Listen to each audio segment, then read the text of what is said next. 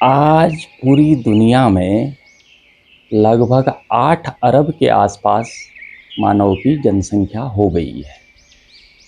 अतः मनुष्यों का एक समूह जो नियत पंथ के अनुयायी होते हैं, जैसे उदाहरण के रूप में जो वेदों से अपने जीवन यापन को चलाते हैं, वो वैदिक पंथी या हिंदू पंथी लोग कहलाते हैं। ऐसे ही जो मनुष्य कुरान के अनुसार अपना जीवन निर्वहन करते हैं, उन्हें इस्लाम का फॉलोअर माना जाता है। ऐसे ही जो बाइबल के अनुसार अपना जीवन निर्वहन करते हैं, उन्हें ईसाई मानते हैं। ऐसे ही बहुत सारे लोग जो गुरु प्रथा के अनुसार गुरु ग्रंथ साहब को ही अपना सब कुछ मानते हैं, वो सिख फॉलोअर कहलाते हैं, सिख पंथानुलंबी कहलाते हैं। ऐसे ही बौद्ध, ऐसे ही जैन, ऐसे ही अनेक पंथ। आज हमारा विषय बड़ा रोचक विषय है।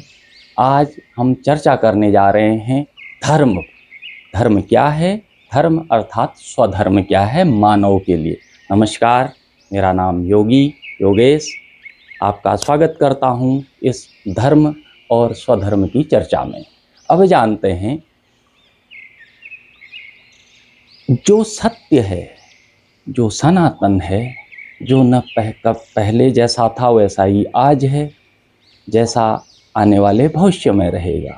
जैसे पृथ्वी सूर्य के चारों ओर चक्कर लगा रही है, जिससे हमारे भारत देश में महीने या ऋतु परिवर्तन हो रहा है। पृथ्वी अपने धुरी के चारों ओर घूम रही है 24 घंटे में, जिससे दिन रात हो रहे हैं। ये पृथ्वी का अपना धर्म, अपना स्वधर्म। अब आपको मानव जाति के अनुसार मैं धर्म की आज थोड़ी सी छोटी मोटी एक व्याख्या करने का प्रयास कर रहा हूँ। अब आपको मैं बताऊं, धर्म व्यक्तिगत होता है। धर्म कभी भी सामूहिक नहीं हो सकता है। सामूहिक तो परधर्म हो जाएगा। परधर्म और स्वधर्म, अपना धर्म और परधर्म, ये बहुत बहुत बड़ा कन्फ्यूजन है धर्म के नाम पर। असल में जो लोग जिस चीज़ के फॉलोअर हैं, जो जैसे मैंने ऊपर कहा वैदिक लोग या कुरान को मान के जो इस्लाम के फॉलोअर हैं, या क्रिश्चियनिटी के फॉलोअर हैं, सिखिज़म के फॉलोअर हैं, ये एक तरह से फॉलोअर हैं, पंथ हैं, ये सब धर्म नहीं है। धर्म या स्वधर्म बहुत महान चीज़ है, जो मनुष्य आज हम धरती पे, चाँद पे, मंगल पे, वायुयान में अच्छी चिकित्सा से, अच्छे रहन सहन से, मानव लिविंग ऑफ स्टैंडर्ड बहुत हाई मनुष्य का हो गया है। इसका सबसे बड़ा कारण है धर्म। अब चर्चा करें धर्म के बारे में या स्वधर्म के बारे में। मैं एक मानव को आपको मैं बताऊंगा, एक मनुष्य को लेके मैं इस बारे में चर्चा करने की कोशिश करूंगा, जिससे कि आपको समझने में बड़ी सुविधा आपको होगी। अब एक मनुष्य, आप मनुष्य लीजिए, एक व्यक्ति, क्योंकि धर्म हमेशा व्यक्तिगत होता है मानव जाति के लिए, इस बात को आप बिल्कुल गांठ मार दीजिए। अब एक मनुष्य, उसका धर्म क्या है, उसका स्वधर्म क्या है, ये चर्चा इसीलिए कि हम सबका विकास कैसे हो, हम सब अपने उच्चता पे कैसे पहुंच पाएं। मानव आज हम बैठ रहे हैं, गर्मी लग रही है तो हम एयर कंडीशनर चला रहे हैं, अच्छे अच्छे हॉस्पिटल हैं, ये सब धर्म की ही देन है। असल में धर्म का महत्व जो मनुष्य बहुत अच्छी तरह से समझ जाता है या धार्मिक हो जाता है। एक आजकल धार्मिक कहने में भी आदमी को गलत नज़रिए से ले जाते हैं। ये वही लोग होते हैं जो धर्म का मतलब, धर्म के बारे में ABCD नहीं जानते हैं। धर्म बहुत बड़ी चीज़ है। आज जो चर्चा मैं करूँगा, एक मनुष्य के लिए विषय पे आते हैं। एक मनुष्य, अब आप सोचिए, मनुष्य कैसे जन्मा है, कैसा है? मनुष्य दो चीज़ों से मिलके बना हुआ है। धर्म को समझाने के लिए मैंने उसको दो पार्ट में बांट दिया है। नंबर एक मनुष्य का संपूर्ण शरीर और मन सहित शरीर एक पार्ट। दूसरा उसका चेतन पार्ट या उसका प्राण, उसकी कॉन्शियसनेस, ये दूसरा पार्ट। अब एक छोटी सी डेफिनेशन, धर्म की परिभाषा। मन सहित शरीर का चेतना के उच्चतम स्तर तक पहुंच जाना ही धर्म है। किसी एक मनुष्य के लिए एक बार पुनः, मन सहित शरीर का चेतना के उच्च सोपान तक पहुंच जाना ही धर्म अथवा स्वधर्म है। अब इसकी विस्तृत व्याख्या, एक बताया मैंने, मनुष्य को दो हिस्से में बांट दिया है, एक आपका शरीर, आपका मन, और दूसरा आपकी संपूर्ण चेतना। अब ध्यान दीजिए, शरीर किससे मिलके बना है? शरीर इंद्रियों से मिलके बना है। आँख, नाक, कान, स्वाद और हमारी त्वचा, जो इंद्रियां हैं, इंद्रियों के ऊपर है मन, जो हमें, अच्छा अभी मैं लड्डू खाऊं, अभी मैं मूवी देखूं, अभी मैं इधर जाऊं उधर जाऊं, नहाऊं खेलूं, ऐसा पहनूं ऐसा करूं, पढ़ जो लूं, यार एग्ज़ाम की सो जो जाऊं, ये सब चीज़ें एक विषय है, ये विषय है। इसे ये मन और शरीर जो है, इसी को अच्छा भी लगता है, बुरा भी लगता है, या अच्छा बुरे से कुछ भी नहीं लगता, फ़र्क भी नहीं पड़ता है। ये है मन सहित शरीर, इसे आप समझ गए होंगे। दूसरी है हमारी कॉन्शियसनेस, जिसे हम चेतना भी कहते हैं। अब जो शरीर है ये काहे से चल रहा है? मन से चल रहा है। ऐसे ही है कॉन्शियसनेस। कॉन्शियसनेस किससे चलती है आपको बताऊं, जैसे शरीर और मन हमारी इंद्रियों से शुरू होके मन तक जा रहे थे, माइंड तक, ऐसे ही कॉन्शियसनेस जो हमारी चेतना है, वो चेतना हमारी बुद्धि से शुरू होती है। उसका प्रथम सोपान बुद्धि है, बुद्धि, इंटेलिजेंस। बुद्धि से शुरू होके अपनी चेतना की परम अवस्था तक पहुंचना, अपने चेतना के उच्च शिखर तक पहुंचना। अभी मैं चर्चा करूंगा चेतना के स्तर पे भी। चेतना के उच्च स्तर तक पहुंचना ये एक दूसरा पार्ट है, या प्राण के उच्चतम स्तर तक पहुंचना है। अब इसे जो, अब कॉन्शियसनेस क्या चीज़ है, अब यहाँ पे हम मन और शरीर के बारे में तो आप अच्छी तरह जानते हैं, क्या अच्छा क्या बुरा। अब बात करें कॉन्शियसनेस की, चेतना की। चेतना के बारे में एक बात है, चेतना को कोई चीज़ न तो अच्छी लगेगी न बुरी लगेगी, वो न्यूट्रल, या अच्छी भी लगेगी बुरी भी लगेगी, वो न्यूट्रल है। चेतना का एक सिद्धांत है जो बुद्धि से शुरू होता है और उच्चतम शिखर तक जाता है। जो होना चाहिए वो होना चाहिए, जो नहीं होना चाहिए वो नहीं होना चाहिए। ये चेतना का परम सिद्धांत है। उसे कोई चीज़ अच्छा भी लग सकता है, बुरा भी, अच्छा बुरा कुछ ऐसा वो नहीं है।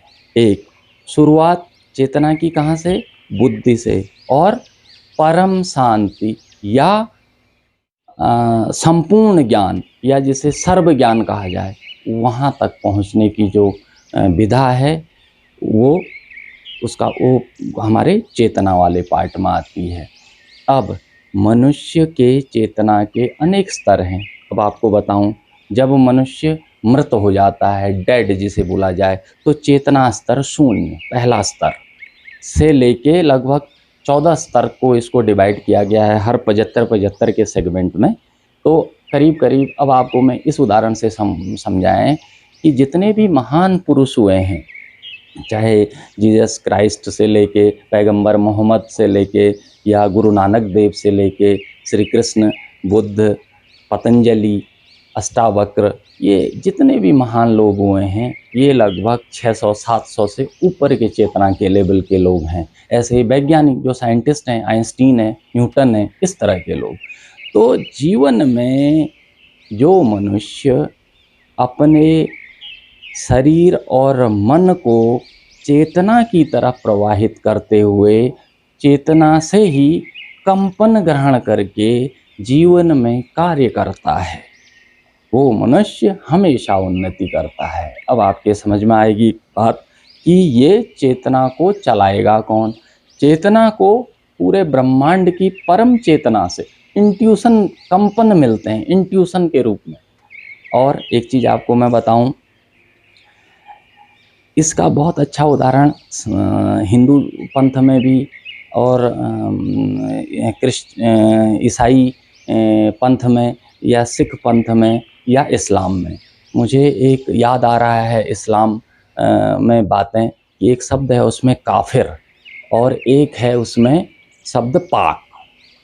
अब देखिए वो भी बहुत ऊंची चीज़ है। अगर उसको हम अपने हिसाब से देखें तो जो व्यक्ति मन और शरीर सहित मन पर जीता है वो काफिर है।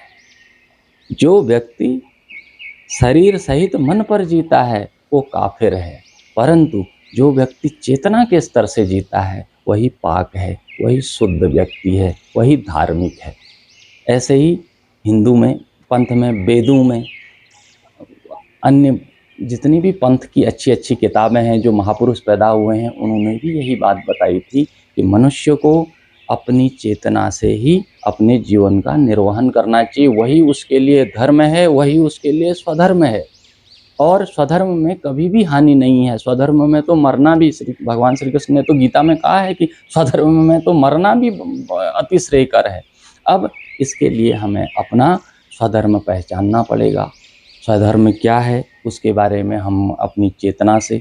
अब सबसे बड़ी बात, इससे भी बड़ी बात, एक और बात बताऊं, सबसे बड़ा गुरु इस संसार में मनुष्य स्वयं है। मनुष्य का अपना स्वरूप ही उसका सबसे बड़ा गुरु है।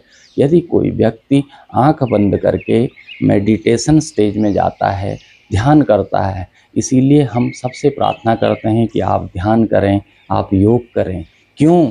क्योंकि ध्यान और योग से ही आपका जो शरीर और मन है वो चेतना के तलों की तरफ गतिमान कर जाएगा और आप धार्मिक व्यक्ति हो जाएंगे।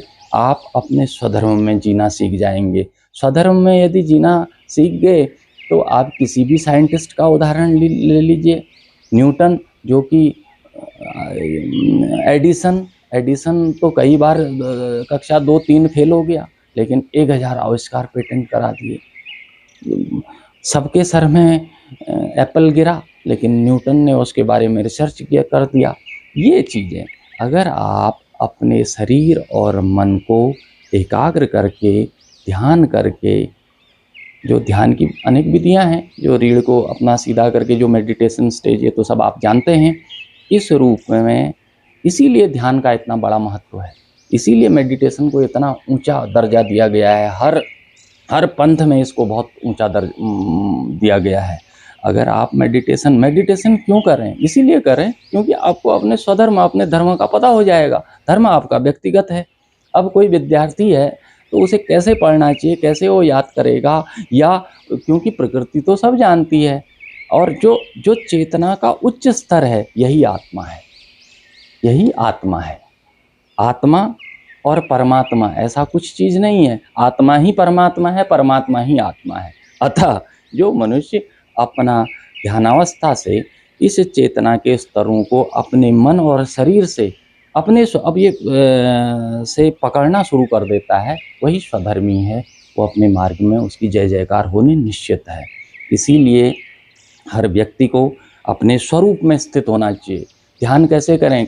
बहुत सारे लोग पूछते हैं ध्यान क्या करें? अरे आंख बंद करिए, अपने किसी आईने के पास जाइए ना, आईने में अपनी फोटो देखिए, आप कैसे दिख रहे हैं, कैसे हैं। बस अपने स्वरूप का अनुभव करना है। खड़े हैं तो खड़ा स्वरूप, अच्छा मैं ऐसा हूँ। आप बैठे हैं तो आप ऐसे हैं, ऐसे ऐसे ऐसे ऐसे। आप अपने स्वरूप का नित्य निरंतर ध्यान करने से आप चेतना के इंट्यूशंस को, कंपनों को पकड़ना शुरू कर देंगे। फिर तो आपको गुरु की जरूरत ही नहीं है। जहाँ से आपको आपका जो चेतना, आपकी चेतना ही जो है आपकी गुरु हो जाती है।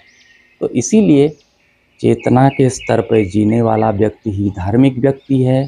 चेतना के स्तर की तरफ मन और इंद्रियों सहित शरीर और मन को चेतना की तरफ प्रवाहित करके संसार में काम करने वाला व्यक्ति, संसार में चलने वाला व्यक्ति, समाज में, घर परिवार में, देश में, पूरे विश्व में रहने वाला व्यक्ति ही धार्मिक है।